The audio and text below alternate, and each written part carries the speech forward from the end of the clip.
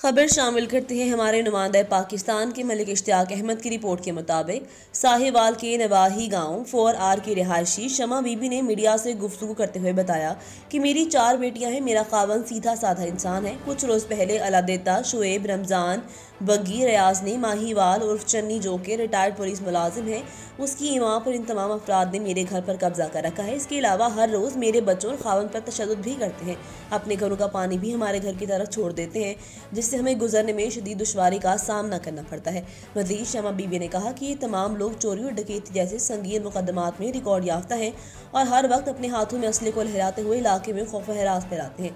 इन बाज़ अफराद के खिलाफ मोतबार थाने में दरख्वास्तें भी गुजारी, लेकिन हमारी कोई सुनवाई न हुई। हमारी वज़ीर आला पंजाब उस्मान बुज़दार और RPO और DPO साहिवाल से अपील है कि इन बासर मुल्ज़िमान के खिलाफ कानूनी कार्रवाई करके हमें इंसाफ फराहम किया जाए। मेरा नाम जी मुमताज़ है, 69 ਚੱਕ ਦਾ ਰੇਸ਼ੀ हाँ।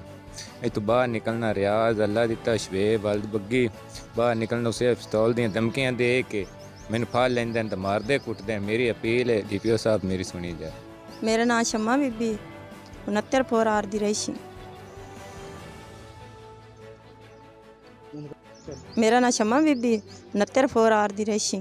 साढ़े हाथियां दे रोले चलते पे ते मेरा बंदा बाहर निकलदा ते उन्हें मारदे कुटदे, पिस्तौलां दी धमकियां देंदे।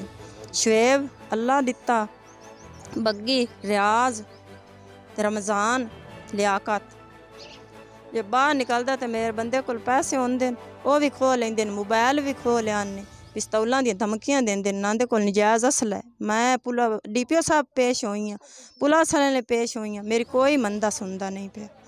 मेरे दीवारां ढाह के मैं साल घरों बेघर रही हाँ। मैं फिर ही साते च आई हाँ ते इत्थे आके अज 5 दिन हो गए मेरे बंदे ने मारिया कुटिया इन्हें। ते मेरी तो खुदा वास्ते अपील है DPO साहब, वज़ीर आज़म साहब अगू भाई मेरी सुनी जा।